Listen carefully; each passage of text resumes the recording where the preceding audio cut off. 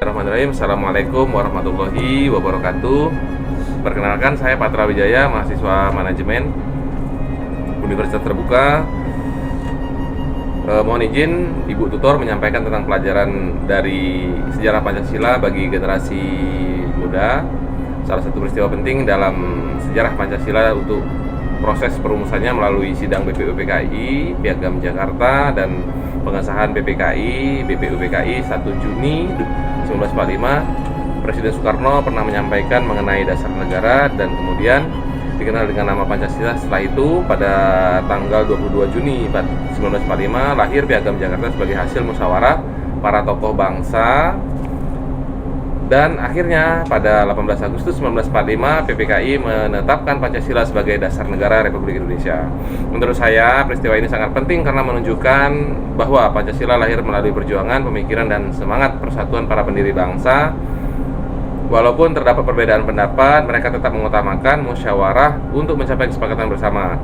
Nilai Pancasila yang tercermin dari peristiwa ini adalah nilai persatuan, gotong royong, toleransi, dan musyawarah. Nilai tersebut terlihat dari kesediaan para tokoh bangsa untuk saling menghargai dan mendukung dan mendahulukan kepentingan bangsa di atas kepentingan pribadi maupun golongan.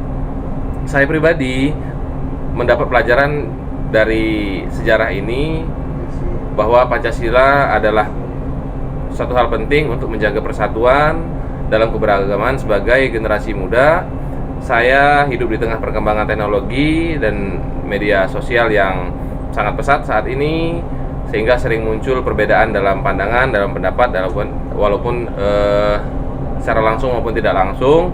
Nah, dengan nilai-nilai Pancasila yang masih sangat relevan untuk menjadi pedoman dalam bersikap, maka saya sebagai masyarakat, sebagai pekerja, sebagai mahasiswa berusaha untuk saling menghargai perbedaan yang terjadi, baik di kehidupan sehari-hari, di pekerjaan, maupun sebagai di lingkungan kampus sekolah, seperti itu.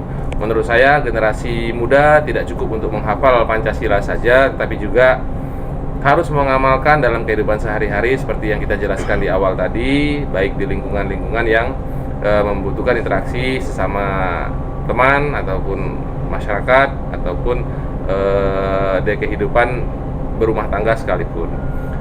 Demikian yang bisa saya sampaikan, semoga bermanfaat. Sampai berjumpa di lain kesempatan.